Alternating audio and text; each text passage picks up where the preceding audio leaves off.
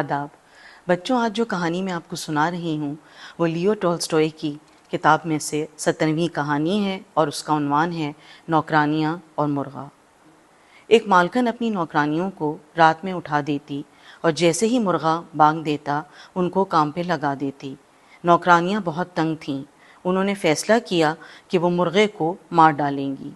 اس طرح نہ مالکن جاگتی اور نہ ان کو کام کے لیے اٹھاتی۔ انہوں نے مرغے کو مار دیا اور اس کے بعد اور زیادہ مصیبت میں آ گئیں۔ مالکن کو یہ ڈر رہتا کہ وہ سوتی رہ جائیں گی اور وقت گزر جائے گا، اس لیے وہ نوکرانیوں کو اور پہلے جگہ دیتی تھی۔